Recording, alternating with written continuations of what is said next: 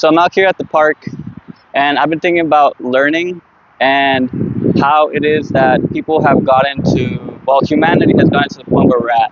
And I've been looking at my son a lot too, and seeing how he interacts with the world and how his curiosity is just endless. He gets excited about words, he gets excited about letters. He's a curious individual just walking around and playing with the trash that's around here, and looking at the kites, being bewildered by the kites. And what I'm realizing is that as I'm taking in his perspective, and as I continue to dive deeper into my own studies, curiosities, I'm awakening to this idea that one of the many ideas, which is that technology is born out of nature, is born out of humanity's desire to connect with nature, to its own nature and also to nature outside of itself.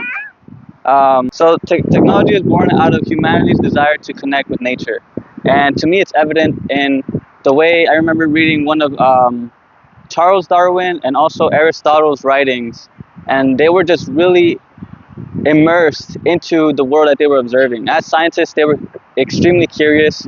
Obviously, Aristotle might be considered one of the first scientists, mainly a philosopher, and his ability to observe and question and get really deep into what he's looking at led to the discoveries that he found.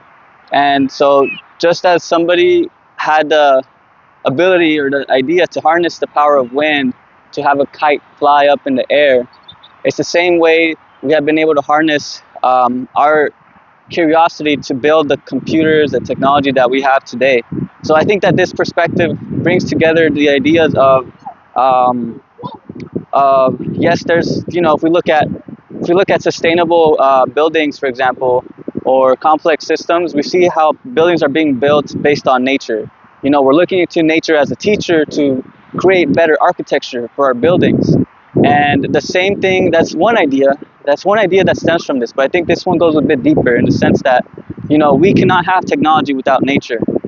Technology is born out of nature, and if we can see that, then really our idea and our best technology, our most efficient technology, our most biggest breakthroughs really come from being able to interact with nature and say, okay, what is the best way to harmonize with what's in my environment? What's the best way for me to be able to sync up with what's already there so that nothing else can really come in and disrupt the system? What if we are in a continuous symbiotic relationship with nature, and maybe that is where most efficiency, most efficacy, and also just ethically approachable designs come about. And so I think it's a beautiful thing. Just one of the insights that I have. Just want to share it while I'm out here. Thank you for listening. Peace.